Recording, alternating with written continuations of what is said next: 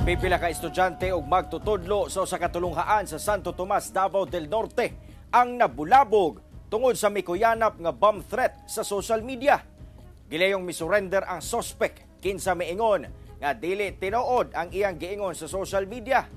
Dugang detalye sa report ni Kent Abrigana. Sa litrato nga kuha ni Kathleen Berdos, makita kining mga estudyante ug magtutudlo sa Santo Tomas National High School sa Santo Tomas, Davao del Norte nga gipagawa sa building Martes sa buntag. Kini tungod matud pa sa mikuyanap nga Facebook post kung asa miingon kini nga duna matud pay bomba sulod sa moong tulunghaan. Wala may laing advice kundi pakit gyud ang area to make sure nga walay tao nga mabilin. If ever tinuod, at least walay casualty nga mahitabo para ato karon maniguro ta ato yung i-secure ang kinabuhi sa ato ang mga estudyante binasa itong mga teacher po. Mo na mandato sa ato ang mga kapulisan i-secure ang area. Ang inahan nga si Grace nabalaka sa seguridad sa iyang anak. Kulba kay siyempre ang safety sa mga bata basig wala ta kabalo anytime pwede nila ipabuto, di ba?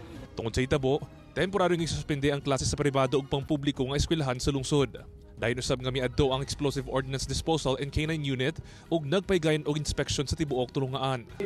I dispatch our personnel to secure the area, and then we contacted the EOD K9 for the paneling. Human sa inspeksyon, gitiklara sa PNP nga luwas ug hoax o dili tinuod ang gikaingong bomb threat. Pagkahuman, dayon sab nga misurrender sa otoridad ang sospek nga giilang si alias Bob, 28 anyos, residente sa Kapalong, Davao del Norte.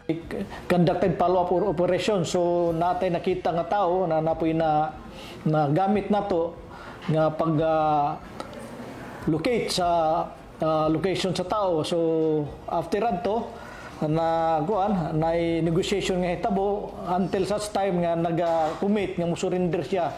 Sumala sa kapulisan, miingon matud pa ang suspect nga doon na siya nakitang mga post online kabahin sa pagpamomba. Rason nga nag-post kini online. Wala matud pa kini nasayod nga ginadili ang pag-post og bomb threat o wala sab kini intensyon nga magmugna og kahadlok.